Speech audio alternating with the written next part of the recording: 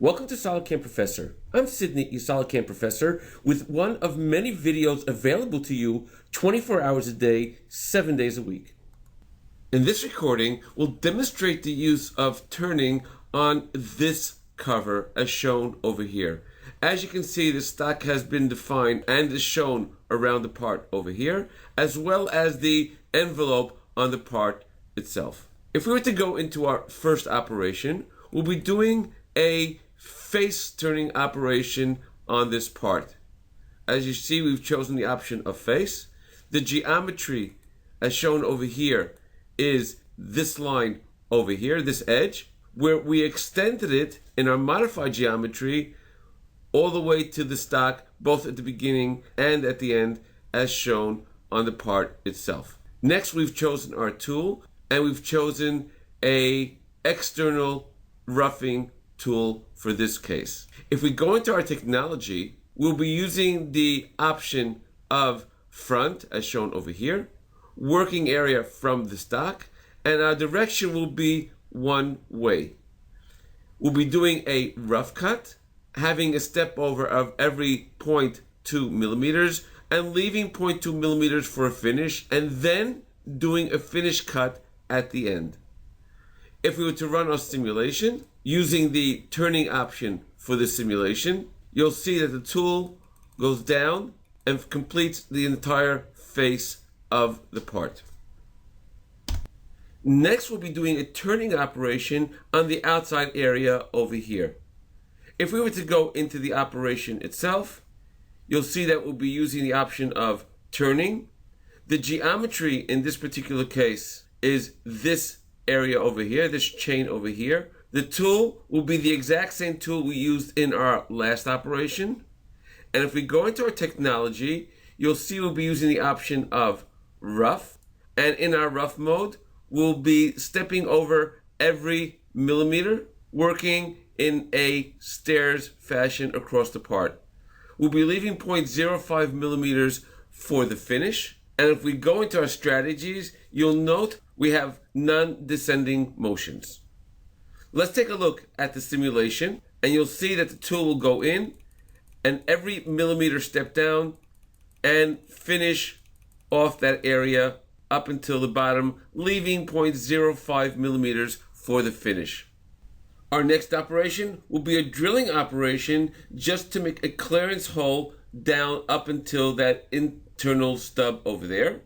So if we were to open up the operation itself, you'll see that we have our tool, a 33 millimeter flat drill, and in our technology, we'll be going from the start position of 0 to the end position of this surface over there, and we'll be doing this with a regular drilling cycle on the part. Taking a look at the simulation, you'll see the tool comes in, drills out up until that area like I asked it to, and then goes back out. Our next operation will be doing a turning operation to take out the material that's in here. If we were to go into the operation itself, you'll note again we'll be using the turning, and this time the geometry is this area over here. You should note that this is the actual stock that is left over, and note the overlap of the area between the stock and the actual tool pass itself. The tool that I will be using will be an internal roughing tool. And if I go into my technologies, again we'll be doing a rough cut, this time using the long internal option for this operation. In the roughing, we'll be again doing a step down of every millimeter, and we have our offset over here. We will not be doing a finish cut in this operation, and in the strategies, this time we will be using the option of descending motions.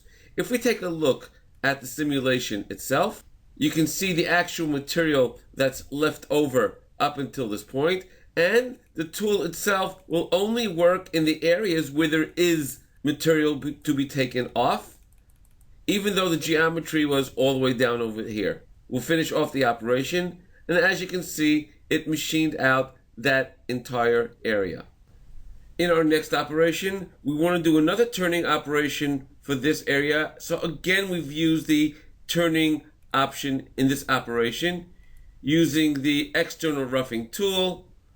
This time we have one that's on an angle as shown over here. We have our technology, same thing that was done in our previous operations. If we go into our strategies, you'll note, however, this time we're using the descending motions. It can go into those descending areas. Taking a quick look at the simulation itself, you'll see that the tool actually works in a stair fashion along that material as shown over here, finishing up that area as shown, making it ready for the finished cut. Now, our next operation is the exact same thing as this previous operation. However, this one will just be doing a finish cut on this area itself. Now, in the next operation, we'll just be doing the exact same thing we did in the previous operation, except just finishing off this area over here. We'll just take a quick look at the simulation itself, and you can see the tool going just in that area to finish off that area. Now in our next operation, again we'll be doing a turning operation, but this time we'll be going into the part past the stub over here. So if we open up the operation itself, we can take a look at our geometry, which is this area over here, past the material that we cut before up until the bottom. And the tool that we'll be using will be an external roughing tool. If we go into our technology, again we'll be using the option of long internal, using a rough cut, one way, exactly the way we worked before. Our strategies in this particular case will be with descending motions. Now if we take a look at our simulation, you'll see that the tool will go in, but note that the tool, since it cannot go into this area because of the way the tool is shaped, it'll only turn the areas where it can work, as shown over here, working in a step motion on those areas over there, leaving this material over there. To complete the operation for this side, we'll be going into our next operation, and again using the turning operation, having the geometry this time start from this side going this way. However, we'll be using a tool that's in the opposite direction as shown over here.